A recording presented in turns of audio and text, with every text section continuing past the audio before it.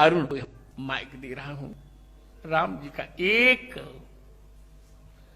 जो सीरियल में प्रसारित हुआ था वह कोई एक परिसंवाद, मैं डायलॉग्स नहीं कहूंगा, परिसंवाद सुनाने के लिए आप लोग बैठ जाइए। फिर मैं उपसंहार करूंगा, फिर तवारती होगी। परम पूज्य महाराज जी के चरणों में कोटि कोटि वंदन। आप सभी बहनों भाइयों, आप सबके चरणों में नमन।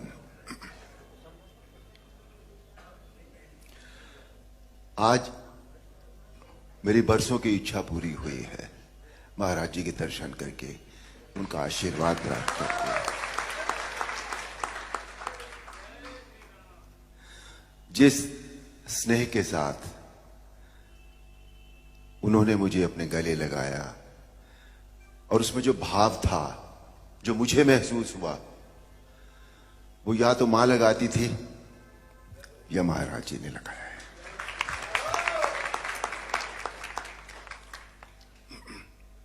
महाराज जी की आज्ञा हुई है रामायण का एक परिसंवाद सुनाने की।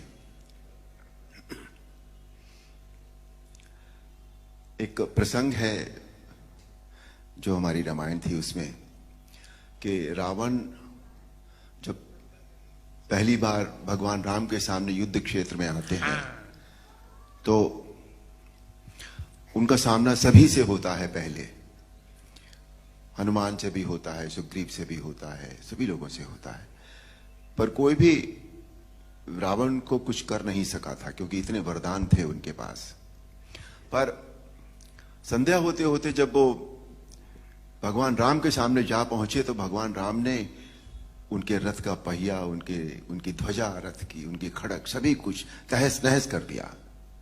और एक पल ऐसा आया जब सदैव रथ पर चलने वाला रावण धरती पर खड़ा था और तब भगवान राम ने उनसे जो कहा वो प्रस्तुत है।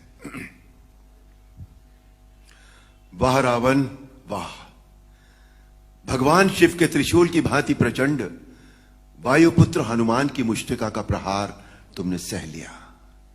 तुम सचमुच परम शक्तिशाली हो, परंतु कितने दुख की बात है कि तुमने अपनी ये शक्ति अधर्म के कार्यों में लगा दी और इस दुर्दशा को पहुंच गए। रावण, भक्त और ज्ञानी में अंतर होता है। भक्त चाहे मूर्ख हो परंतु हृदय का सच्चा और मन का सरल होता है, परंतु ज्ञानी तुम जैसा दुष्ट भी हो सकता है जिसे स्वर्ण अलंका के राज सिंहासन पर बैठकर भी जीवन की अपूर्णता का कांटा चुभ रहा है। तुम्हारे जीवन में इस समय अशांति, चिंता और तड़प के अतिरिक्त और कुछ भी नहीं है। तुम्हारे जैसे हर दुराचारी को एक समय इस बात का आभास हो जाता है कि उसका अंत समय निकट आ गया है और तब वो एक घायल सांप की भांति अपनी सुरक्षा की बिल ढूंढता फिरता है, लेकिन उसे कहीं सुरक्षा नहीं मिलती। वही अवस्था इस समय तुम्हारी है। तुम्हारे पाप कर्मों के विष के प्रभाव ने तुम्हारे मन की शांति को जला दिया है और तुम उस पाप के विषैले कांटे की चुभन को छुपाने के लिए ऊंची ऊंची आवाज में बड़ी बड़ी डींगे मार रहे हो, जिन्हें तुम्हारा अपना मन भी सच नहीं मानता। रावण, इसी का नाम है दुर्दशा। रावण, युद्ध जीतने के लिए धर्म और आध्यात्मिक शक्ति की आवश्यकता होती है। पाश्विक बल और अस्त्र शस्त्रों की गिनती से युद्ध नहीं जीते जाते। तुमने एक समय लक्ष्मण से कहा था कि तुम्हारे यहां कोई नीति, न धर्म की नीति होती है न युद्ध की नीति होती है, परंतु हमारे यहां युद्ध का भी एक धर्म होता है। हम निहत्थे शस्त्रहीन शत्रु पर कभी वार नहीं करते। यह है रघुवंशियों की वीरता। तुम इस समय अपमानित अवस्था में, शस्त्रहीन अवस्था में केवल शत्रु की दया के कारण जीवित हो, इसी का नाम है दुर्दशा। अब जाओ, कल फिर शस्त्र लेकर आना।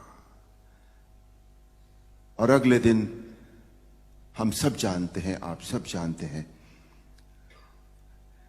अन्याय पर न्याय की जीत हुई, अधर्म पर धर्म की जीत हुई, अनीति पर नीति की जीत हुई और असत्य पर सत्य की जीत हुई। बोल सियापति रामचंद्र की जय। महाराज जी, आज मैं तुम्हें क्या दूं? महाराज जी, आपने इतना ही दूंगा। तुमने बंद आंखों से मैंने राम जी को देखा है, और तुम मेरे छोटे भाई हो, से तुम जान के बोल रहा हूं, आप नहीं बोल रहा हूं। यदि तुम चाहोगे तो जगत गुरु रामानंदाचार्य होने के नाते मैं तुम्हें राम मंत्र की दीक्षा अवश्य दूंगा। अहो भाग्य महाराज, अहो भाग्य स्वामी। बैठिए बैठिए, 2 वाक्य बोल के फिर विश्राम होगा। जो वाक्य अरुण जी ने आज राम जी का जो परिसंवाद सुनाया, उसका श्लोक है वाल्मीकि रामायण का। प्रयाहि जानामि, बहुत अच्छे। प्रयाहि जानामि रणार्दितस्तुम, इसी का परिसंवाद सुना रहे थे। प्रविश्य रात्रिंचर राजलंका, आश्वस्य निर्याहि रथी च धन्वी, तदा बलम प्रेक्षसि मे रथस्थ। और अब यही बात, प्रया ही रावण लौट जाओ। जाना में रणार्दितस्तुम, मैं जानता हूं तुम युद्ध में थक गए हो, जाओ। प्रविश्य, हे रात्रिंचर राज, राक्षस राज, लंका में प्रवेश करके आश्वस्त, थोड़ा विश्राम करके, रथ लेकर, धनुष लेकर फिर युद्ध में आओ, और फिर मेरा बल रणांगण में देख लेना। मुझे यह कहने में बहुत हर्ष हो रहा है कि यह परिसंवाद मैंने ही रामानंद सागर को लिखवाया था।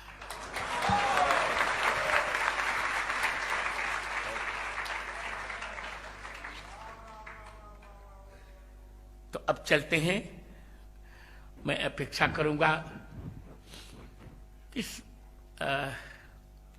आयोजन के संयोजक मेरे पुत्र कल्प कृष्णचंद्र ठाकुर भी अरुण जी को मंगलाशासन देंगे।